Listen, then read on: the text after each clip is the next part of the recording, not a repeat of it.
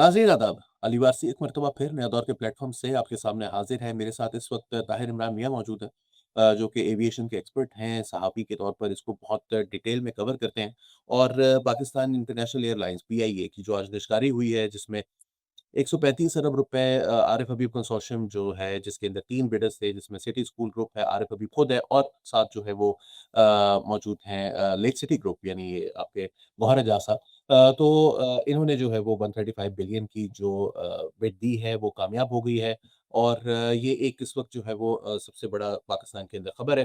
ताहिर बहुत-बहुत शुक्रिया हमें जॉइन करने के लिए। ताहिर ये बताइएगा कि सबसे पहले तो आप मुझे बताएँ कि आपकी फीलिंग क्या है about this privatisation? Do you think देखिए it's a net positive? देखिए पीआई के बारे में जितनी बुरी खबरें जितना बुरा हो सकता था पीआई, उस हिसाब से बहुत अच्छी खबर है।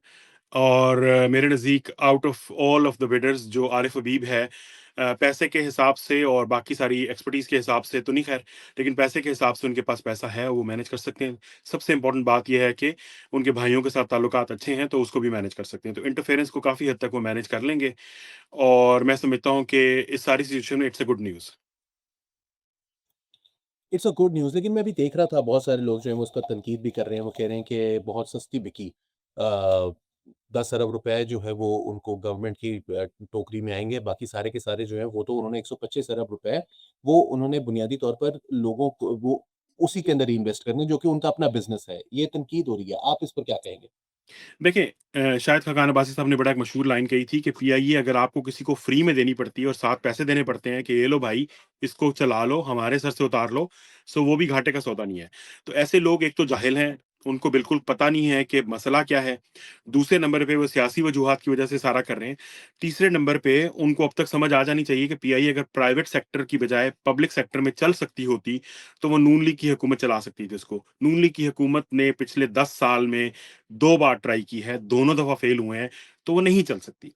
मुशर्रफ रसूल सियान के बाद से पॉसिबिलिटी बिल्कुल खत्म हो गई थी कि पीआईए को चलाया जा सके। तो इसलिए सारी फ़िज़ूल बातें हैं, 10 अरब मिले हुकूमत पाकिस्तान को अगर 1 अरब भी ना मिले और तब भी कोई एयरलाइन उनसे ले ले, तो वो भी घाटे का सौदा नहीं है, टेक्निकली।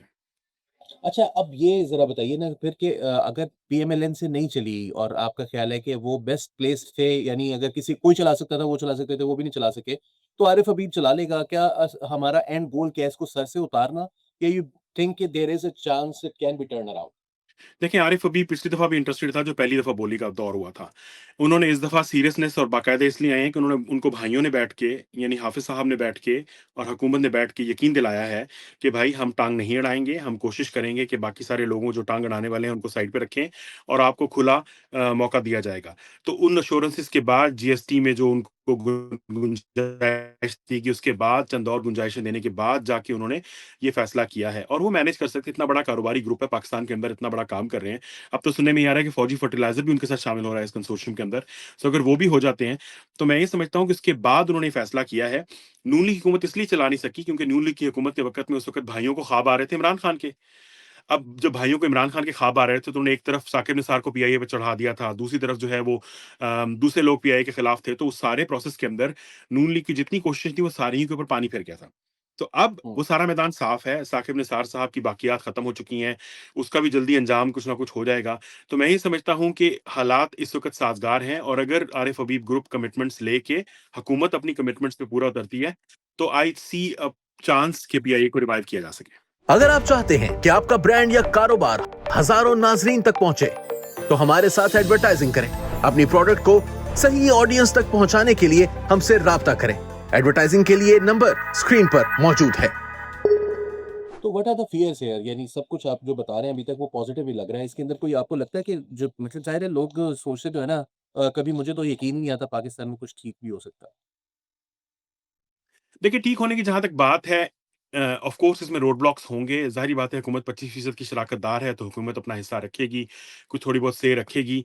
इतना बड़ा आरिफ अभी ग्रुप है, हुकूमत या कोई भी रियासत के अंदर ऐसे लोग जो कि इस तरह के एडवेंचरिज़्म पे यकीन रखते हैं, वो इतने बड़े कंसोर्शियम के साथ पंगा नहीं लेंगे, बेशक वो हुँ। भाई भी हैं। तो एक तो ये बड़ी इंपॉर्टेंट चीज़ है। यानी आरिफ अभी अकेला नहीं है, उसके साथ 4-5 बड़े लोग हैं और वो सारे के कहीं न कहीं खांचे लगे हुए हैं, उनके कनेक्शंस हैं, खांचे से मुराद ये के। सो एक ठीक। तो ये बहुत इंपॉर्टेंट बात है। दूसरा अच्छे होने की बात ये है कि अब पीआईए इमरान खान के दौर में पीआईए को मार दिया गया था। उसके बाद फवाद हसन फवाद वाला एलिमेंट आया तो उन्होंने उसको वेंटिलेटर पे डाल दिया। अब सिर्फ नब्ज़ चल रही है। अब अगर नब्ज़ से पीआईए सांस लेने पे आ जाती है और इवेंचुअली वेंटिलेटर उतर जाता है तो that I consider as a success. Public sector में हो नहीं सकता, क्योंकि आप खुद भूखे नंगे हैं, आपके पास खुद खाने को कुछ नहीं है, तो आप पीआईए पे कहाँ डालेंगे? लेकिन जो चैलेंज है आरिफ हबीब के लिए, सबसे बड़ा चैलेंज है कि आरिफ हबीब जिस हुकूमत से पीआईए खरीद रहा है, वो हुकूमत एमिरेट्स और अरेबिया के मालिकान के आगे बिकी हुई है। हुँ, सऊदी एयरलाइंस के आगे बिकी हुई है, उनके आगे घुटने टेक के बैठी हुई है, अरबों रुपया उनका लिया हुआ, डॉलर्स लिए उन्होंने, सारी एविएशन इंडस्ट्री उनको दी, उनको खुला खेलने का मौका दिया गया है, वो खुल के कैपेसिटी डंपिंग कर रहे हैं, उनकी कोई रोक टोक नहीं है। आपके air service agreements PIA, air blue, Shaheen सबके खिलाफ हैं, पाकिस्तानी एविएशन इंडस्ट्री के खिलाफ हैं, और उनको फेवरेबल कंडीशंस उसके ऑपोजिट नहीं मिलती। तो इस सारे को उसको चैलेंज को फेस करना पड़ेगा, और इसमें उसको हुकूमत को इवेंचुअली पुश करना पड़ेगा। तो उनके पास बहुत बड़ा चैलेंज गवर्नमेंट के साथ मिलके करने वाला है, तो हुकूमत को और भी मजीद कुछ करना पड़ेगा उनकी सहूलत के लिए, क्योंकि अब वो प्राइवेट पार्टनरशिप होगी। ये नहीं होगा कि जी पीआई के अंदर हम क्या करें, ये तो है ही ऐसी ऐसी। वो उसको ठीक करेंगे एक लेवल तक, लेकिन फिर इवेंचुअली हुकूमत को उनको उनका जायज हक देना पड़ेगा, जिस तरह गल्फ हुँ, की एयरलाइंस को उनकी हुकूमतें जायज हक देकर पाकिस्तान से फायदा ले रही हैं। तो एक ये बहुत बड़ा चैलेंज है। तो it's not going to be hunky dory कि जी कल से पीआईए बेहतर हो जाएगी और जबरदस्त हो जाएगा, नए जहाज आ जाएंगे, सब कुछ हो जाएगा। हमारा सबसे बड़ा चैलेंज जो है प्राइवेट एयरलाइंस का, let's forget about PIA for the time being, public sector, कि आपके पास फ्लाई करने की कोई जगह नहीं है। आपकी तमाम एयरलाइंस उम्रा हज पे चल रही हैं, उसके बाद रह के आपके पास दुबई आ जाता है। उस पे झाड़ू फेरने के लिए आ गई आपकी फ्लाइजना, एयर अरेबिया टेक्निकली। अब वो जिस तरीके से धड़ाधड़ फ्लाइटें खोल रहे हैं, उनके पास पैसा है, उनके पास फैसिलिटीज़ है, उनके पास सिस्टम है। आप देखिएगा कि चंद सालों के अंदर वो तमाम डोमेस्टिक एयरलाइंस को वाइप आउट कर देंगे, क्योंकि उनके पास इतने रिसोर्सेज़ हैं, एयर अरेबिया के पास, technically फ्लाइजना।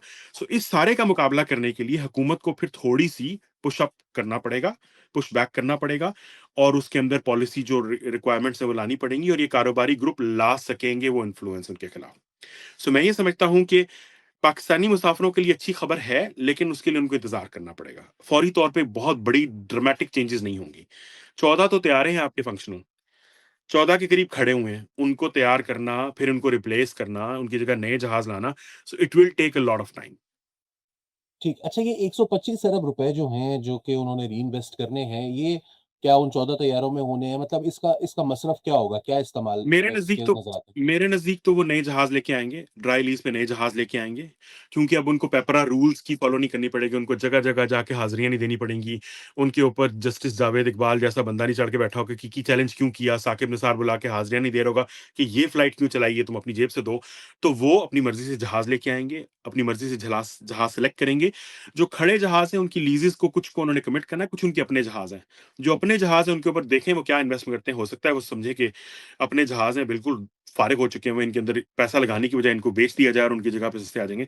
So they will look at it, क्योंकि हमारे पास जो अपने हैं A320s हैं, 777s हैं और ATRs हैं। एटीआर के अंदर आई डोंट नो कि वो उस पॉलिसी को कंटिन्यू करते हैं, नहीं करते, लेकिन 777s और A320s के अंदर उनको कुछ ना कुछ करना पड़ेगा, बेसिक। मिनिमम ये करना पड़ेगा कि उनकी बिज़नेस क्लास अपग्रेड करनी पड़ेगी, थोड़े बहुत जहाज़ों के अंदर सीटें बेहतर करनी पड़ेंगी, और इंजन्स वगैरह के जो बस बहुत सारे जहाज़ इसलिए खड़े हैं कि उनके पार्ट्स लेने के पैसे नहीं है पीआई के पास।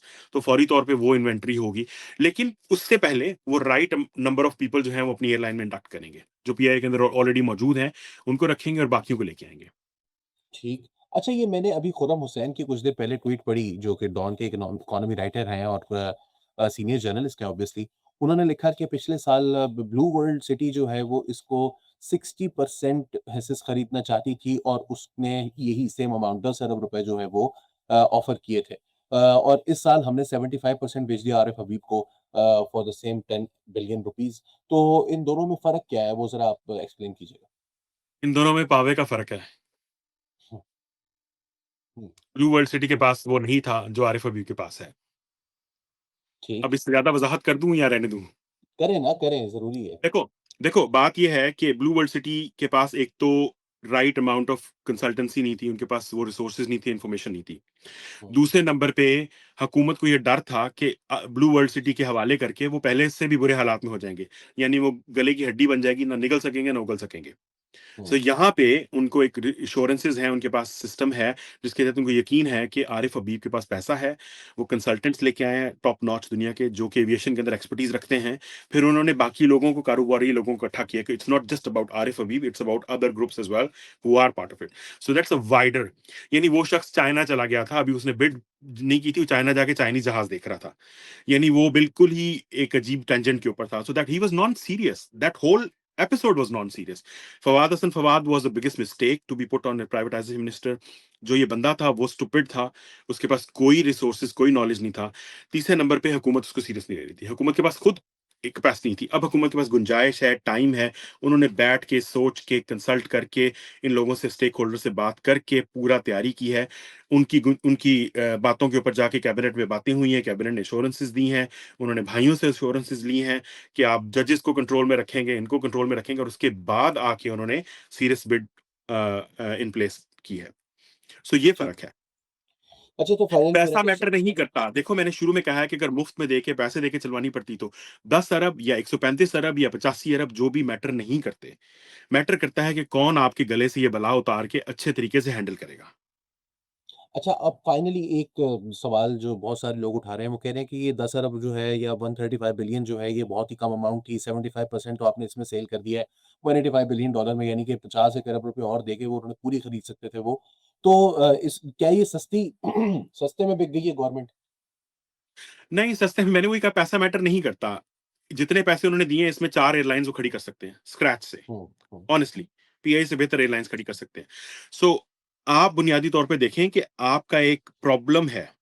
आप पीआईए को खत्म नहीं करना चाहते, आप ब्रांड ओन करना चाहते हैं, आप उसको बेहतर चलाना चाहते हैं, और आप अपने रिसोर्सेज को बेहतर यूटिलाइज करना चाहते हैं। आपके लिए पैसा अनकाउंटेड नहीं है हुकूमत के लिए। याद रखें कि हुकूमत को 1 अरब की भी जरूरत नहीं है इसमें से। हुकूमत इसे जान छुड़ाना चाहती है ताकि टैक्स हुँ, पेयर के बजट से हट जाए। एक हुँ, और दूसरे नंबर पे चाहती, यानी हुकूमत की ये वो बेटी है जो हुकूमत के रोटियों में पल पल के मोटी होगी, उसका रिश्ता नहीं हो रहा। अब वो चाह रहे हैं कि कोई आए, उसको दुल्हन बना के ले जाए, और बेशक उनसे पैसे ले ले, जहेज ले ले, जो मर्जी, लेकिन उसको खुश रखे। हुँ, हुँ, तो यहाँ पे वो खुशी वाला मामला है। बेशक, तो पैसा मैटर नहीं करता 10 अरब भी। 10 अरब में से भी शायद बहुत कम आएगा, बल्कि उससे ज़्यादा लॉन्ग रन में हुकूमत को नुकसान होगा, क्योंकि हुकूमत ने लायबिलिटीज़ और कर्ज़े अपने ज़िम्मे लिए हैं, और उनके ऊपर एक अलग से गेम चल रही है, चलेगी। सो इसलिए, लेकिन यहाँ पे है कि उनको एक एयरलाइन को डंप नहीं करना। सो ये एक चीज़ है। दूसरे नंबर पे, ये जो सारे लोग बातें करते हैं, इन्होंने ज़िंदगी में कभी एक दुकान भी नहीं चलाई होगी, जो ये बातें कर रहे हैं। हुँ, तीसरे नंबर पे, उनको टके का फ़ायदा नहीं होना। यानी वो जो कह रहे हैं जी इतने में सस्ते हो जाएगी, उनको शायद फ़ायदा हो रहा, तो मैं कहता अच्छा ठीक है यार, तुम्हें 10 मिल रहे थे, अब चलो 2 मिल रहे हैं, नुकसान हो रहा है तुम्हारा। उनको 2 भी नहीं मिल रहे हैं इसमें से। सो बेगानी शादी अब्दुल्ला दीवाना वाली बातें हैं। वो तो अमेरिका से बैठकर जो है वो लंबे-लंबे थ्रेड्स हो रहे हैं, चैट जीपीटी से सारा निकाला है, उन्होंने कहा 10 कौन कर रहे हैं? कौन करे? नाम लो ना।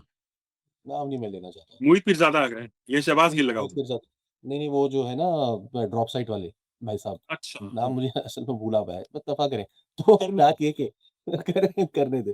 चलें ताहिर बहुत-बहुत शुक्रिया हमें जॉइन करने के लिए, नाज़रीन को जो है वो समझ आया होगा थोड़ा-सा। मैंने कहा इसको क्विकली हम रैप अप करें ताकि लोगों को मोटी-मोटी बात हाँ, समझ अगर में कल भी आ को जाए। लोगों के सवाल हैं तो वी कैन सिट अगेन, उसमें लोगों के सवालों के बिल्कुल, जवाब दे सकते हैं। Let's do that. बिल्कुल, बिल्कुल ठीक है। थैंक यू ताहिर वो थैंक यू वेरी मच।